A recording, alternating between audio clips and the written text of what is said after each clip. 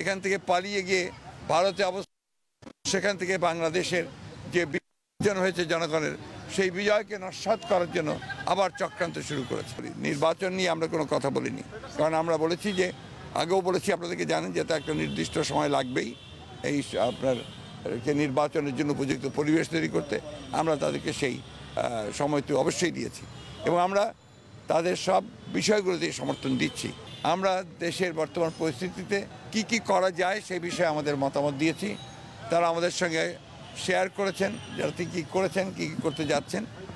এটাকে এখন আমরা মনে করি যে এই সরকারকে সহায়তা করা এটা প্রতিটি দেশপ্রেমিক মানুষের একমাত্র কর্তব্য।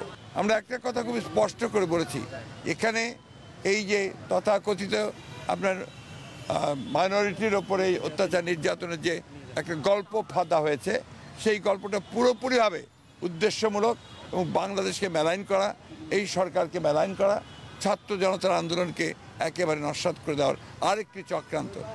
খুবই দুর্ভাগ্যজনক যে এত হত্যা, এত নির্যাতন, এত নিপীড়ন এবং এতগুলো ছাত্রকে হত্যা করা, শিশুকে হত্যা করার পরেও সেই দলটি আবারও তারা বিভিন্ন রকমভাবে কথা বলছে যা বাংলাদেশের মানুষের স্বার্থের বিরুদ্ধে।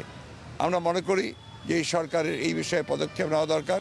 আমরা মনে করি যে সরকারের অবশ্যই সকল রাজনৈতিক দলের সঙ্গে কথা বলবেন, কিন্তু কোনো হত্যাকারীর সঙ্গে নয়।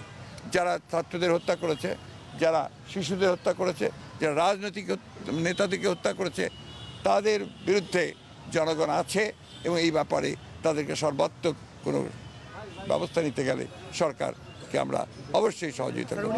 আমরা একটা কথা খুব পরিষ্কার করে বলেছি যে বর্তমানে দেশে যে অস্থিরতা সৃষ্টি করা হচ্ছে, চেষ্টা করা হচ্ছে, যে বিশৃঙ্খলা সৃষ্টি করা হচ্ছে এবং সাম্প্রদায়িকতার যে ধোঁয়া তোলা হচ্ছে, এগুলোতে জনগণ যেন বিভ্রান্ত না হয়।